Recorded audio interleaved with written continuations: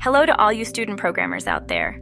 Are you ready to dive into the world of state management in React applications? Well, you're in for a treat today. We will explore how to use Redux Toolkit to store and retrieve user details, such as first name, last name, email, telephone number, and date of birth, in a React application. Understanding how to manage global state is crucial for building scalable and maintainable web applications. So, buckle up and get ready for an engaging session on Redux Toolkit with React. Now let's dive into the code.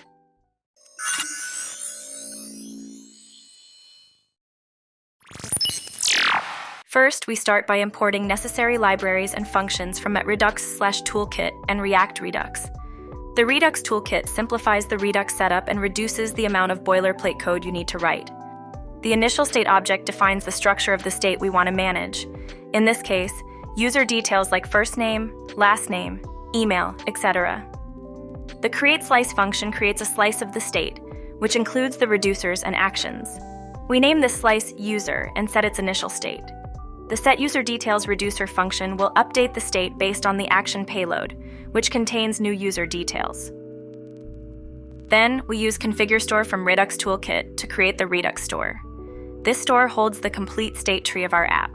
Here, we specify that the user slice reducer will handle updates to the user part of the state.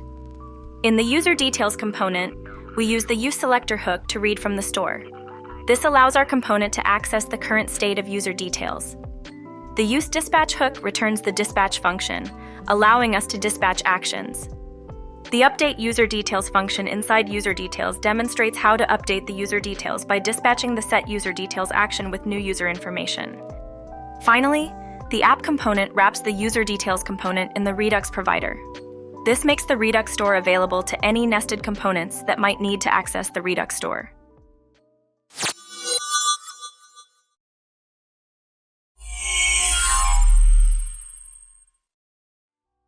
Today, we've covered a vital aspect of building modern web applications: state management using React and Redux Toolkit. By encapsulating user details within a global state and leveraging reducers for updates, our application becomes more extensible.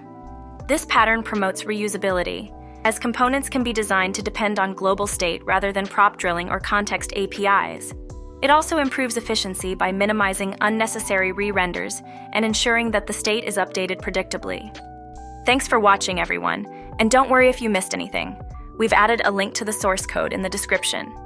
If you found this video to be helpful, please like and subscribe for more of the same. Thanks again, and remember, we're always learning. So keep coding, keep exploring, and keep building amazing web applications.